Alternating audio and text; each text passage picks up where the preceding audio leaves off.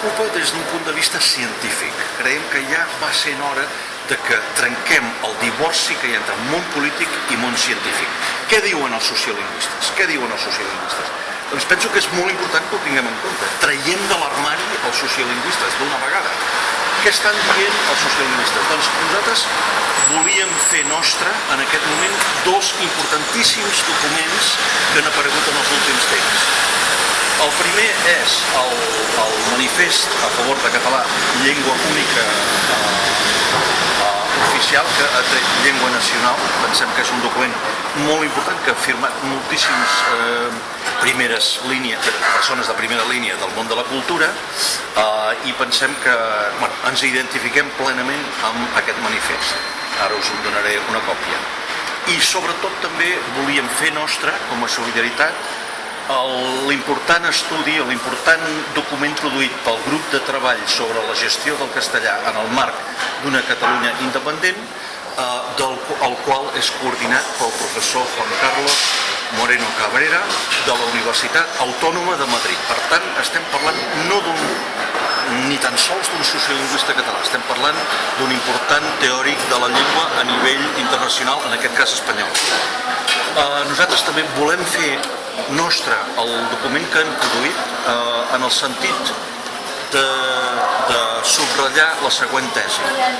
Si fem el castellà l'idioma cooficial amb exactament el mateix rang que el català, amb el nou estat català, el català desapareix en 2 generacions. Aquesta és la realitat.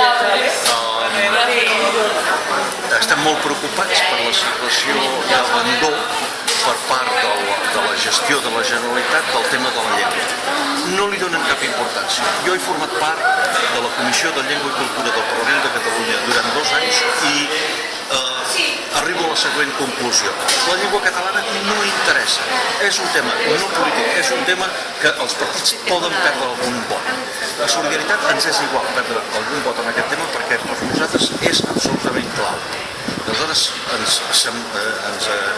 sembla molt negatiu que a hores d'ara els partits autonomistes s'estiguin rendint davant d'aquest tema, sobretot amb el pensament d'esgarrapar algun vot aquí i allà.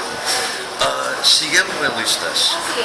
El que estarem parlant és una realitat molt important a casa nostra, segurament en termes de proporció de població, segurament és aproximadament la meitat.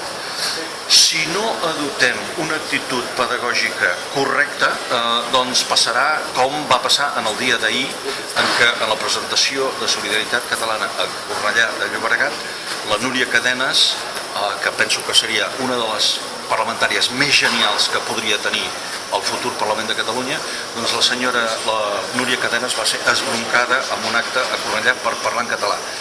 On és la pedagogia? On són els polítics catalans a l'hora de posar això en el seu lloc? A Israel, l'any 47, quan es va accedir a l'estat propi, el primer que es va fer és crear un ministeri de la llengua hebrea. Era la manera d'assegurar que la cohesió a través de l'idioma fos possible. Aquí no veiem talla política als nostres polítics a l'hora de veure la importància de la llengua. I és una preocupació molt greu per nosaltres.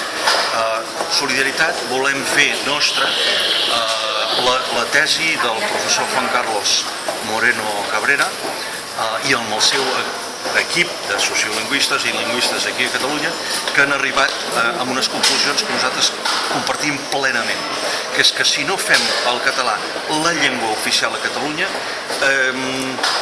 seguirà el discurs de la inutilitat del català. Como no es obligatorio, como no es necesario, doncs no ho parlo.